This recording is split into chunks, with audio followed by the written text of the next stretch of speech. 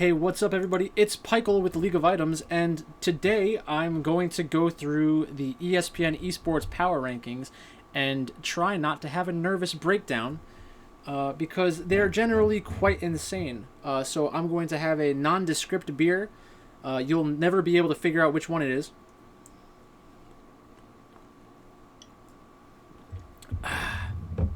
But I need something to numb the pain that I will feel throughout this video.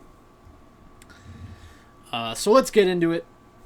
First up, the worst team in the world, according to ESPN Esports, is Immortals. So as per usual, I'm going to do this out of order and bring open every league now.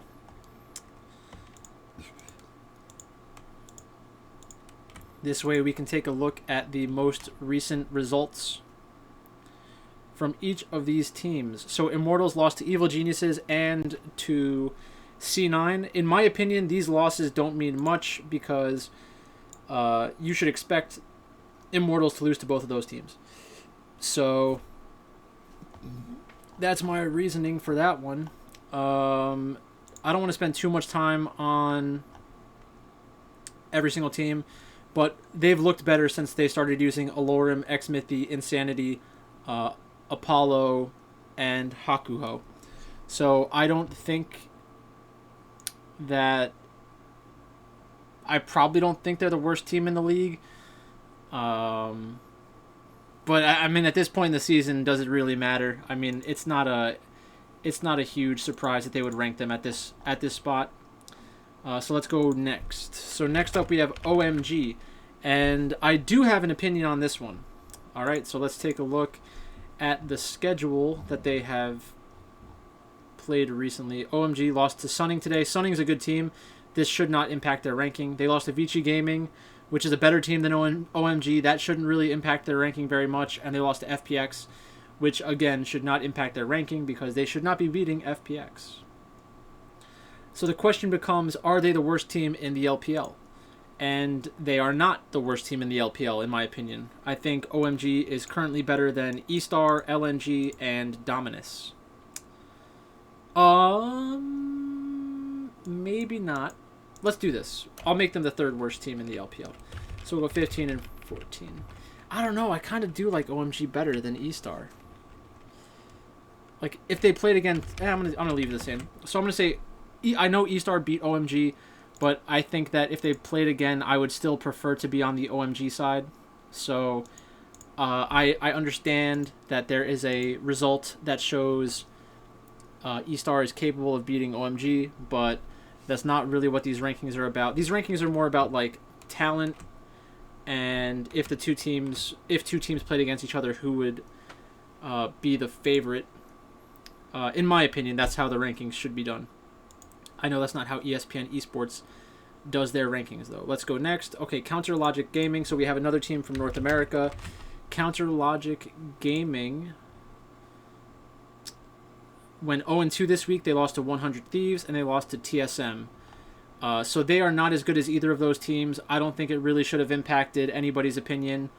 I would look at how I had them ranked last week, but my sheet became corrupted, so I don't currently have the other sheet that I was using. Unlucky. I'll need to remake that sheet. Maul, how's it going? Maul, you are now in the recording. Congratulations. So Counter Logic Gaming, they continuously go back and forth between Ruin and Deus. They had a shot to win their game that they played Gnar. That was against TSM, I believe. But Gnar went mega in the top lane and was not able to build up enough rage for the next team fight around Dragon. It is a somewhat minor thing. You can forgive a player for having that happen, but at the professional level, you need to be better than that if you want to win. So unfortunate. Next up, we have E-Star in the LPL. I'm not sure why they're making these changes. P-Fish is in the chat. Look at him go. So So they're moving teams around now. I'm not sure why. E-Star is not as bad as LNG or Dominus. So I have to disagree with this ranking as well. Not going to spend much time on it. Let's just go to the next one. Next up is Seoul Haewon Prince. Seoul Haewon Prince, I'm assuming that they just continue to lose because they're not good. They do have Mickey, and the Mickey of the week is always near and dear. Holds a special place in our hearts. But I would have a tough time putting Seoul Haewon Prince above E-Star or OMG at this point. Not going to spend too much time on this one either. Next up, we have Dignitas. So if Dignitas played against OMG, they would not be the favorites. I'll tell you that much right now. This weekend, Dignitas lost to TSM and beats Evil Geniuses. So their draft against TSM was pretty bad. They played Karthus Jungle, which is not a bad pick, but it just doesn't really fit well with their team, the way that it's currently constructed. And they just didn't really play it. Didn't really play it that well.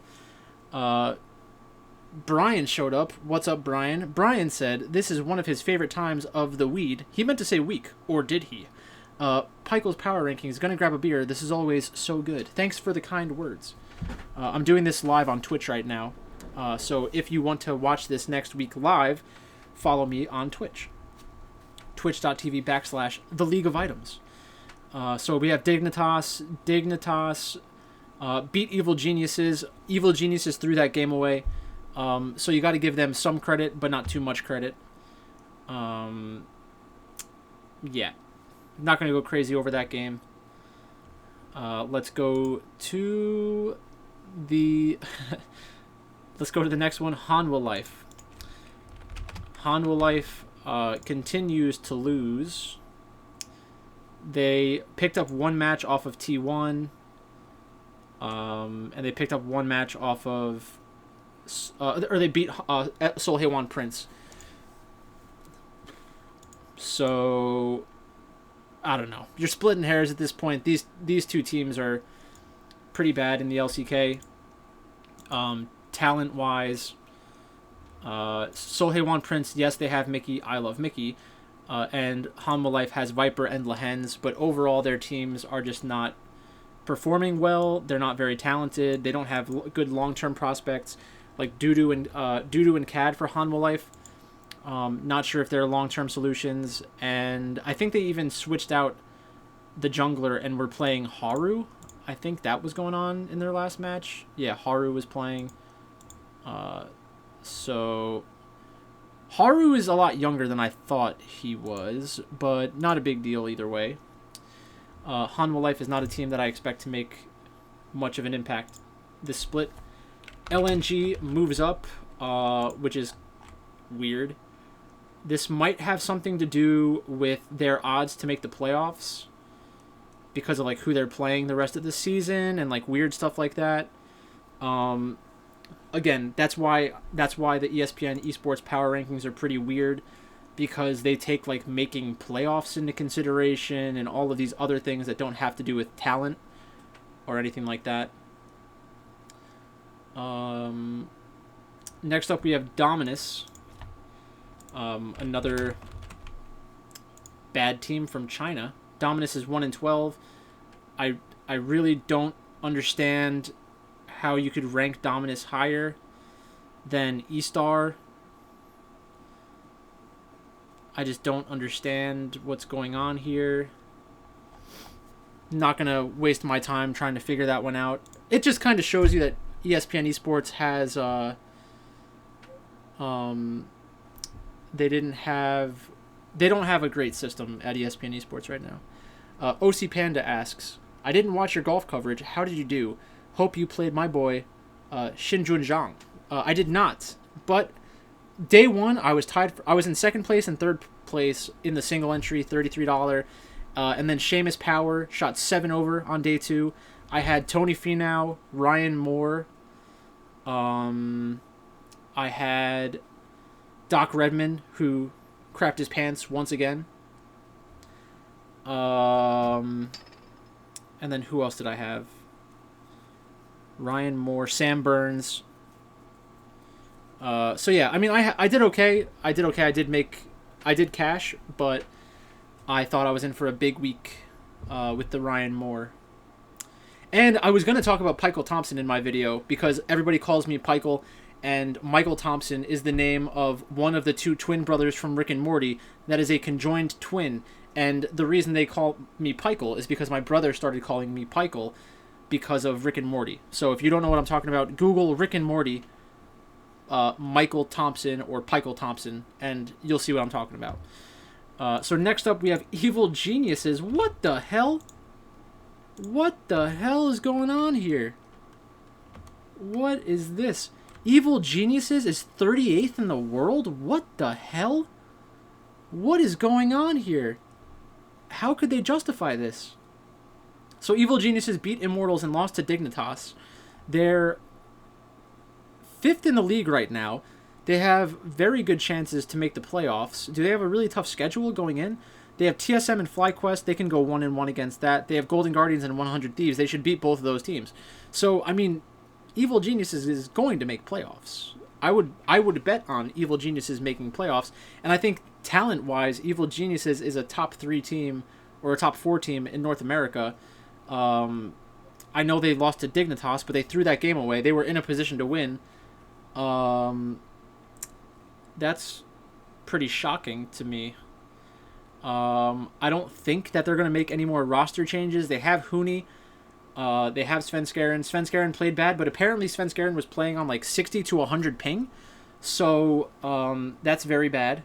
In a typical week, everybody would be playing at the same place, so there wouldn't be any advantages for one team or the other.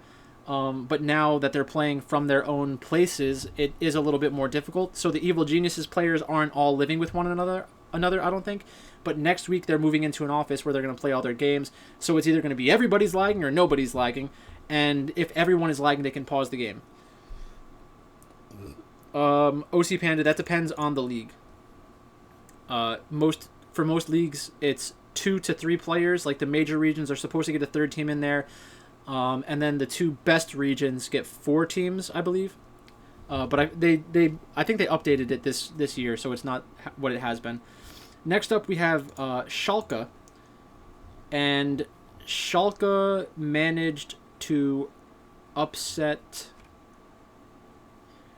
G2 and Misfits this week. So they rose their ranking significantly.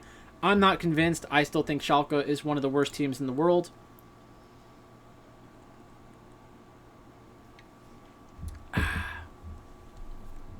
But they kind of did this last split too, where they kind of started playing better at the end of the split. I hope they do well. I like their coach. I don't like the fact they use 10 players for a 10-man roster, but it's kind of whatever.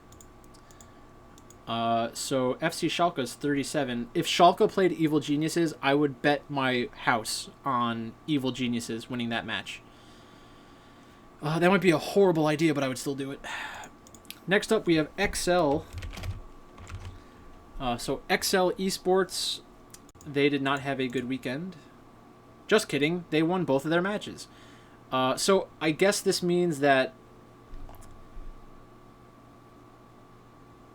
I don't know what that means. I don't know how that makes sense. So XL Esports goes 2-0 and is roughly the same as they were last week, I think. They probably brought Schalke up to XL's level instead of putting XL down to Schalke's level. Doesn't make a lot of sense to me, that ranking. But let's just keep going. You can't look for logic in a place like this. Next up, we have Rogue Warriors. The Rogue Warriors have been consistently winning. Haro has been playing very well. They beat LGD 2-0, beat FPX 2-0, beat eStar 2-0. I understand you can't really justify pushing them too much higher. But I like Rogue Warriors. I think that they're better than the 35th team in the world. Let's keep going. Next up, Billy Gaming. So I'm not sure how you can rank Billy Gaming higher than Rogue Warriors at this point. Maybe they think that Billy Gaming will win this match tonight. I don't think so. I like Rogue Warriors. Yeah, I think Rogue Warriors is just a better team. Every Bond girl ranked worst to best. That might be fun to look at. But we're not doing that here. We're focused on League of Legends. Vitality is number 33. Vitality this week beat OG and lost to XL. So I think that they're not as good as OG. I think that they are about even with XL. So I'm not too surprised. Not going to spend too much time there. Let's go next. Next up we have EDG at 32. That seems a little low to me. I forget where I had them ranked last week, but I think it would be a little bit higher. In the LPL, I have EDG as the 10th team overall, and so they have RNG ranked higher. So it's not a big deal. I'm sure that we'll see RNG very close. P-Fish said, I think BLG drafts well tonight and takes it. Well, P-Fish, I think you're wrong. Moving on. We have Origin.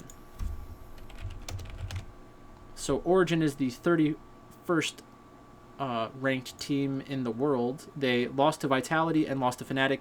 This is coming off of their 2-0 week from the previous week where they beat G2 and Misfits. So we have 2 good wins followed by 2 questionable losses.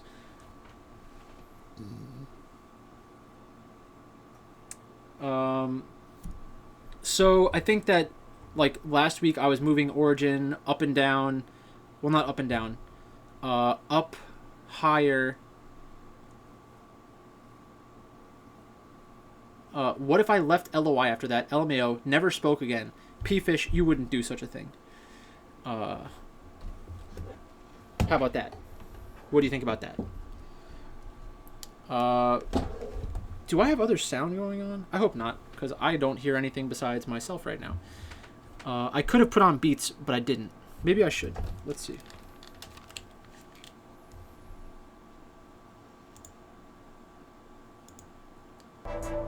We'll put on some Matt Churn. You guys got some beats to listen to now. It's like 1,000,000 degrees in New Jersey right now. It's brutal.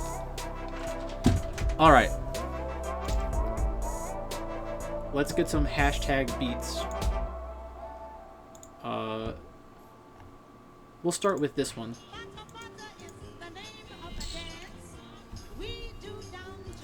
Yeah, P-Fish, that's how we'll remember you. It depends on if BLG wins tonight or not. If you left and never spoke again and you were on the BLG mountain, then we would just laugh at you. If you were right, then we'd be like, oh, maybe we should have listened to him that one time. Maybe not. Okay, so Origin is 31st. Discord would be much more quiet, so don't do that. That's not a good idea. Origin is 31st. I think that they have officially given up the ability to separate themselves far away from SK, XL, and Vitality. I think it's just a clump of 4 teams at this point. And you may have some other teams joining them, so like Misfits might be getting close to them. I know that like on the broadcast they were saying that Misfits versus Schalke, that Misfits was the worst team in the league. There's a 0% chance that that's accurate. But that's the narrative that they're running with.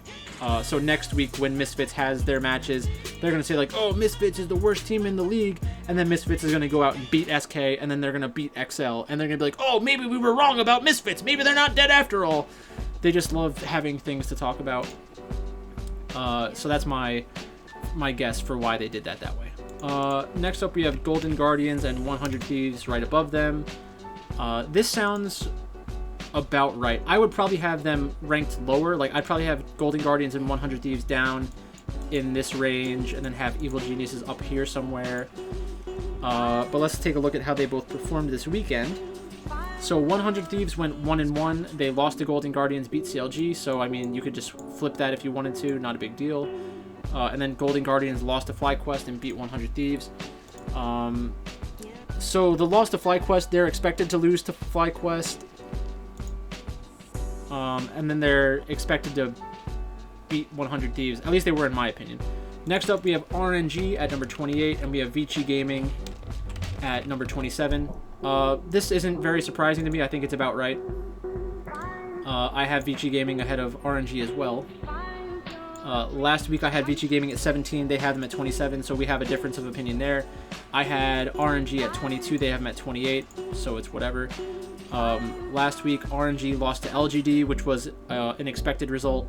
Vici Gaming lost to EDG, which was unexpected, but I actually picked that one correctly. And then Vici Gaming against OMG, I was on Vici Gaming.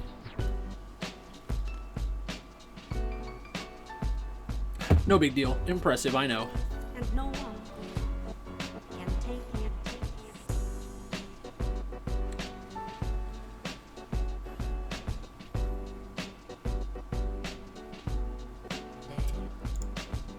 Alright, next up we have Sandbox Gaming and the Fighting Yamato Cannons. So I think that we all know that P-Fish is extremely happy by this ranking.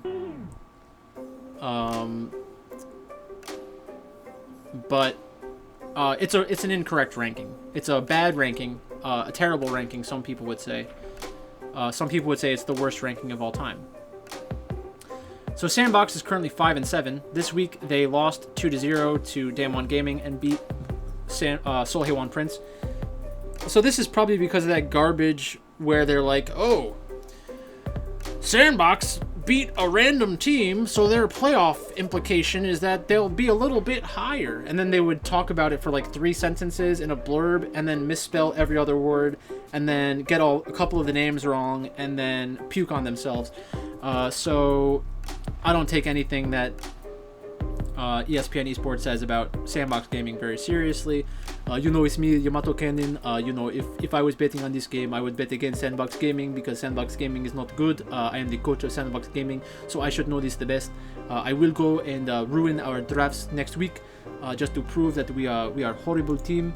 Let's see. This week we play against Team Dynamics. Rich much better than our top laner, so I don't expect Summit to do much. When in reality, that's not true. I think Rich and Summit are actually pretty close. Summit's probably better, even. But screw Sandbox Gaming is basically my point. Screw the Fighting Yamato Cannons, if you know what I mean. So let's go before I throw up on myself. Disgusting team. Horrible team. Team Dynamics. I got Yamato as a guest. I don't know where he went. I kind of channeled his being, his essence, his spirit for a little bit there. He is capable of doing that. Like, he can just assume someone else's body and speak through their face. That's what he does. So if you want to trust him, go ahead. I don't trust the guy. Genji, Dynamics lost to Genji and Dynamics lost to KT, so that's a negative thing for Dynamics overall. Dynamics and Sandbox are playing, so according to these rankings, Dynamics should be the favorite over Sandbox. At least we agree there, ESPN Esports. OC Panda, enjoy the park. Enjoy the park. I'm sure it'll be much fun. NFL Punter Kid, there you go. That's pretty cool. That'd be nice. Alright, next up we have FlyQuest. So FlyQuest is currently ranked the 25th best team in the world. This weekend, FlyQuest beat Team Liquid, which is a very good victory, and they beat Golden Guardians, which they were expected to do. So a good weekend from FlyQuest. Don't have any issue here. I think that they're rated too high overall.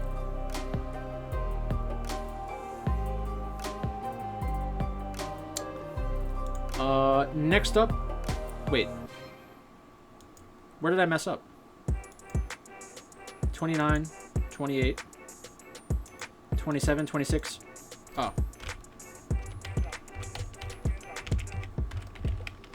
Then we have the Misfits, ranked 23rd.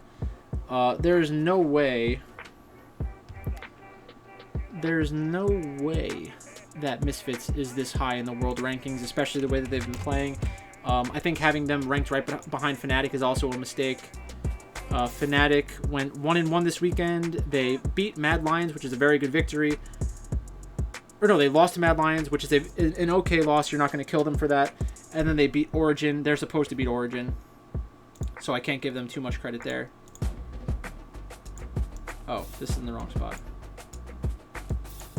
There we go. And then Misfits lost to Rogue. They should have won that game. And then Misfits lost to Schalke. That's pathetic. So good job, Misfits. You're embarrassing yourselves on a global stage at this point. Next up, we have KT Rolster.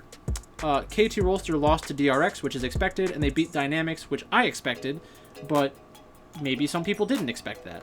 So KT is ranked number 21 in the world currently by ESPN. Next up, we have SK Gaming.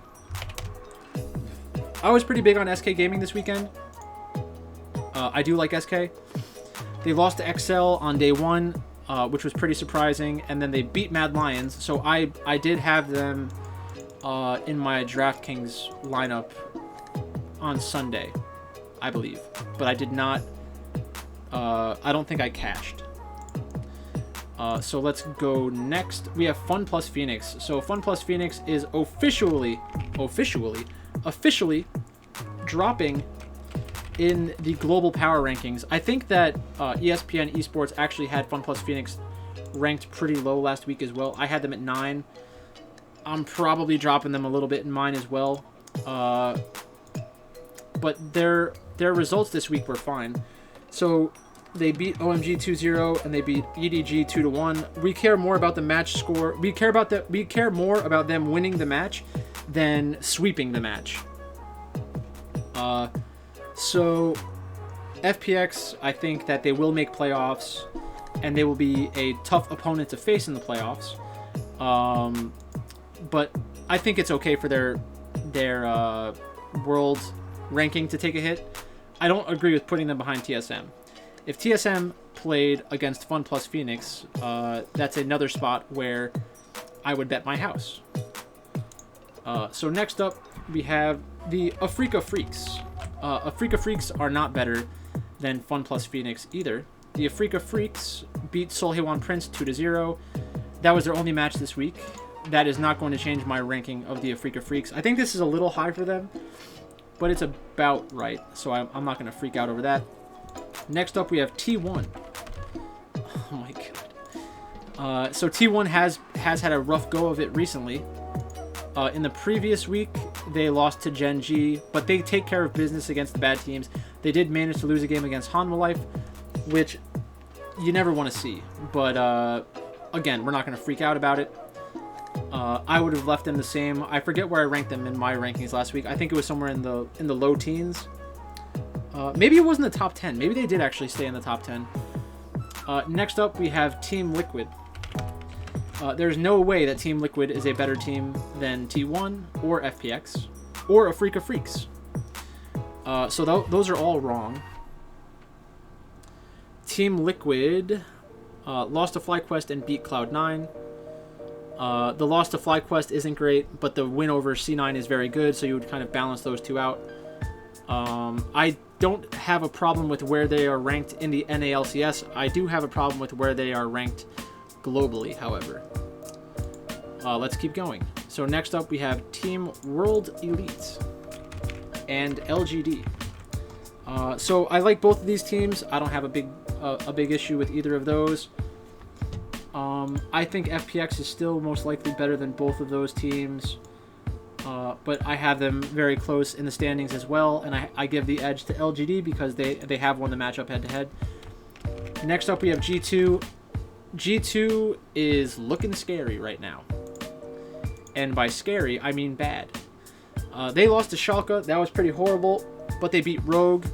I was on G2 on Sunday because I figured everybody's going to overreact and not play G2 on Sunday because they lost to Schalke, but I don't think they had a very good DraftKings performance, so people will still probably be low on them next week when they play against Vitality and Fnatic, so we'll be considering them in DraftKings once again. Next up, we have Cloud9. So Cloud9 lost to Team Liquid and beat Immortals. Cloud9 is... I really don't care if they lose any of these regular season games. It's not going to impact my thoughts on them within North America. It's only going to impact my my thoughts on them globally. So now we get into everybody's favorite part, where I read the blurbs. Let's see how bad they are this week. Number 10, Sunning. I like Sunning. I don't have a problem with this ranking at all. Sunning cracks into the top 10 without the on-paper firepower of a top esports or Invictus Gaming, but a few familiar faces who are performing really well, like jungler S of M, who looks completely at home in this meta. S of M is not a familiar face. Most people in the world that watch League of Legends don't know anything about S of M. They don't know who he is, they don't know what position he plays, they don't know what team he plays for. Okay, keep going. Bot laner Huanfeng is making a name for himself as one of the strongest bot laners in the league, alongside veteran support Sword Art. This is true. Huanfeng's performance against V5 was a large factor in Sunning's somewhat surprising win, and Sword Art has been a staple of some of the more pick-oriented compositions on Bard, Nautilus, and his signature Thresh. Is Sunning a top 10 team in the world? That's honestly debatable, because even in some of their wins they lack in-game pizzazz and manage to capitalize on opponents' mistakes. Hello V5. Yet they're currently on an 8-game win streak and 4th overall in the LPL. What a nice beat by Matt Churn. Good job, Matt. This is nice. Do you like this music? This is good music. This guy's going somewhere. I don't know where he's going, but he's going somewhere. Matt Churn is much better at his job than ESPN Esports is at their job. I'll tell you that much. It's not even close.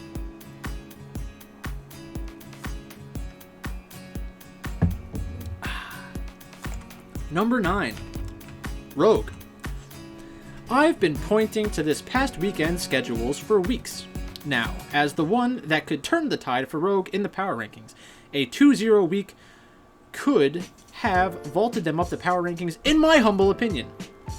And it almost happened. An unexpected victory over Misfits on Friday was merely an appetizer to the game of the week in the LEC for many. LCL, what the hell? LEC for many. Rogue versus G2. Rogue completely swapped the script, starting with lanes. Top laner Finn went bot lane for the first part of the game, while Hans Sama and Vander went top. They threw G2 off, played more aggressive than usual, and amassed the lead. Just when it looked like Rogue was in firm control and on the doorstep to victory, G2 stole Baron, and the tides were turned. G2 pulled off the impressive comeback and took the Nexus. Rogue were left disappointed. Game in hand, slipped away. Horrible sentence. After the match, I spoke with G2 top laner Martin Wonder Nordahl, who said despite the impressive start in this game, he and G2 would not be afraid of Rogue in a best-of-5 playoff situation. Though this loss will certainly sting for Rogue, it's not an indictment on the entire season, an opportunity to learn from mistakes and bounce back. It does, however, stifle the upward trajectory on these power rankings, even if slightly. Rogue faced third place Fnatic. Rogue will face third place Fnatic and 4th placed SK Gaming next week in 2 more solid tests. So not the worst blurb that we've read, but a lot of mistakes. Next up, V5. These next 2 weeks will determine whether the fairy tale of V5 is something real that could continue on all the way to the World Championship, or if it will be a similar story to E-Star, where a fun story went sideways before the playoffs even started. V5 shot up our rankings after being the first team to knock down the seemingly unstoppable top esports, but have fallen with back-to-back losses to the 2 hottest teams in the LPL, Invictus Gaming and Sunning. Their next 4 matches, Team World Elite, JDG, EDG, and a rolling Rogue Warriors squad on a 4-match winning run. It's not an easy run of games, especially their first 2, which could send V5 tumbling down further in our rankings with losses. If V5 can take out 3 of the next 4, though, I think V5 can continue being looked upon as a legitimate contender to make the World Championship. Don't give up on PPCOD just yet, folks. This guy is horrible. I think Erzberger is probably the worst writer at ESPN Esports right now. Pretty terrible blurb if you ask me. Let's keep on going. Let's keep going. Next up, Gen G. Game 1 of the Dragon X Gen G series was a back-and-forth game that was won Chovy Galio play away from a Gen G victory and a possible 2-0. Game 2 of the Dragon X Gen G series came down to another situation where a fight around Botside River is used to give time to a split-pushing Camille, this time to Gen G's Rascal rather than Dragon X's Doron. If you could make sense of that sentence without watching the game, then good for you, because that is a horrible sentence. Emily Rand, she wants to be worse than Erzberger, but it's tough. It's a tough competition. We got two players, two writers competing for being the worst writer at ESPN Esports. They're all honestly competing for this distinction because they're all pretty horrible. But let's keep going. This time, blah, blah, blah. Game 3 was much more in Dragon X's favor, but it's worth reminding readers that these two teams are side by side in skill.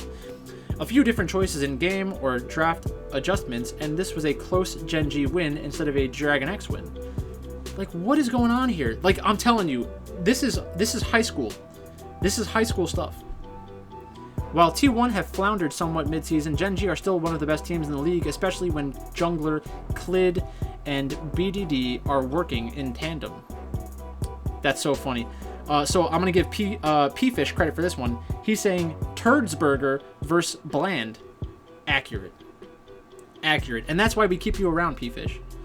Your horrible BLG takes aside. Mad Lions. This is by Arda Osal. Or Okal. I'm not sure which one it is. But we're going to read it anyways. This was a wacky week in the LEC for the two top placed teams. For Mad Lions, it was a convincing win against faltering Fnatic on Friday. That's some good alliteration. I'll tell you that much. Followed by a lopsided defeat at the hands of SK Gaming. Both SK and Fnatic are in the middle of the LEC soup of teams battling for playoff positioning. Even the former lowly Schalke are clawing up out of the LEC basement to contend, with impressive wins. For Mad Lions, this was a weekend to create separation from that soup, but instead started to cast a little doubt as to how dominant this team truly is. If this weekend proved anything, it's that any LEC team can beat any LEC team, and there is no one like a dominant C9 in spring split LCS type position. Oh, man, that's a rough sentence to read out loud. All is not lost for the Young Cubs, but more victories would suit them nicely. More victories would suit anyone nicely, especially going up against two sub-500 teams in Week 7. So that's Mad Lions. Mad Lions dropping from the number 2 spot last week.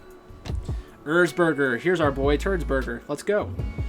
Damwon Gaming have been on a mission this season to reassert themselves in the conversation as one of the world's best teams. At the 2019 World Championship, Damwon were regarded as the scariest team early on in scrimmages, blitzing through world-class team after world-class team. As the tournament went along, though, the team's free-flowing and explosive style began to fade. The rookie-led team beginning to play a more cautious and simple style by the time the knockout rounds came along.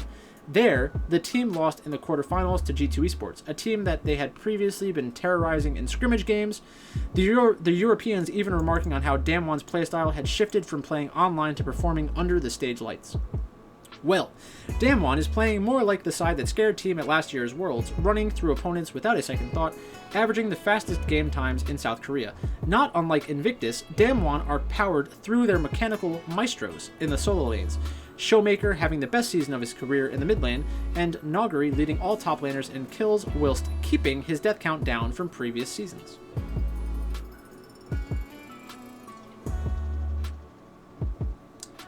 P-Fish, relax.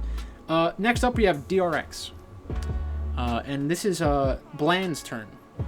In the LoL Pro League, we had Invictus Gaming going up against Top Esports, which wasn't their best match all year, but a strong and entertaining battle between two of the LPL's top teams. In LoL Champions Korea, we had arguably their best match all year when two of their best teams in DragonX and Gen G met each other this past Saturday. With all of the jokes about either DragonX's Chovy and BDD vacuuming up Player of the Game after Player of the Game awards, Chovy has really come into his own as an initiator for his team, especially if Doran has been sent to split push. Dragonex still can get a bit too cutesy with their flex picks in draft, but I continue to appreciate their creativity and the 2020 flexibility of Chovy. Now, we eagerly wait for Dragonex's second match against Damwon Gaming this Thursday. Very clunky. Very, very clunky. And bad. Next up, Invictus Gaming. Actually, wait. So we had Damwon Gaming, DRX. Next up, Invictus Gaming. When people preach that hard work can always defeat pure talent, show them Invictus Gaming and shut them up. Invictus Gaming will never be the cleanest team in the world. The Shy doesn't care what you think of his KDA statistics or the most classically organized. They will never be the cleanest or the most classically organized, but none of that matters when their star players are performing to their full potential. Invictus Gaming won a world title off of ridiculous individual performances, including a masterclass world finals performance by Ning, and they did the thing last year where they muscled their way all the way to the semifinals before falling to eventual winner FPX. Left for dead following an abysmal mid-season cup finish and a lukewarm spring split, Invictus have revived once more, back to their old tricks with new starting AD Puff, helping Invictus topple one of the starters on that Invictus Gaming World's winning squad, Jackie Love, in the series against Top Esports. I don't know why you would say it that way. That's just a horrible way of saying that. It's time to just accept that as long as Invictus Gaming has the Shy and Rookie in their lineup, no matter how out of sorts they may seem, it only takes one match for them to reintroduce why they are arguably the greatest solo lane duo in League of Legends history. Brutal. Brutal writing. Next up, JDG. Towards the beginning of the year, a lot of people were wondering how JDG could be doing so terribly, although terribly in this case was looking shaky in a few series and being obliterated by their spring finalist opponents Top Esports. Still, there's no doubt that JDG looked uncomfortable, especially jungler Kanavi when compared to his monstrous spring split. Top laner Zoom also looked a bit off when compared to his MVP spring form. JDG's solutions as a team have come in the form of Zoom's return to form. I personally don't think he's in late spring split form yet, but he looks more comfortable. Continuing to focus on getting mid laner Yagao strong picks and Kanavi's recent foray into his own lanes rather than farming for mid to late game team fights. JDG's execution isn't always perfect, but it's nice to see them adapting and becoming a more well-rounded team before playoffs and Worlds qualifications hit. Do as in DUE? I don't think so, Bland. Do Top Esports' latest loss to Invictus Gaming and Invictus Gaming's own shaky start in the first few weeks of LPL summer. Oh, so she meant to say due to Top Esports' latest loss to Invictus Gaming and IG's own shaky start in the first few weeks of LPL summer, JDG are currently first place in the LPL and are on a 10 series win streak. Man. Brutal. Leaving Top Esports at the number 1 spot yet again. A few weeks ago, it appeared as if Top Esports were going to waltz into the 2020 World Championship as a Goliath next to a bunch of Davids. The Mid-Season Cup champions, Top was demonstrating complete control over the League of Legends Pro League, brandishing a world-class talent at almost every starting position. Jackie Love was untouchable, and Knight was penning his best-selling book known as Magi Soul Stealer. This guy loves talking about Soul Stealer, and it always just falls flat. Recently, starting with a loss to Victory 5, Top Esports has been shown to be mortal, coming off a loss to a surging Invictus Gaming, looking to be back in the form that has taken the franchise to back-to-back World Championship top 4 finishes. Horrible writing. Still, even with the loss to Invictus Gaming, Top Esports hangs onto our top spot for at least one more week as a tantalizing upcoming match with a Sunning squad on an 8-match winning streak looms. Man, every week I come into here thinking like, oh, maybe I just overreacted last week. Maybe they're not as horrible as I think it. Maybe they're not as horrible as I think they are. But then I read it and I'm like, oh my god, they're even worse than I remember. So top esports, you're number one. ESPN has 3 LPL teams in the top 3 spots. But that's all I've got for you today. I'm not going through my own rankings. I have to reorganize all my sheets because my sheet was corrupted. So thanks for watching, and watch out for the global power rankings video that I'm going to do with Billy Von Elds, which is exceptional. It is exponentially better than this trash that we are subjected to. Subjected to or subject to? I'm not sure, but I would check it out before I put it onto a piece of paper or onto an article. I mean, it's just insane. Thanks for watching, and I'll talk to you later.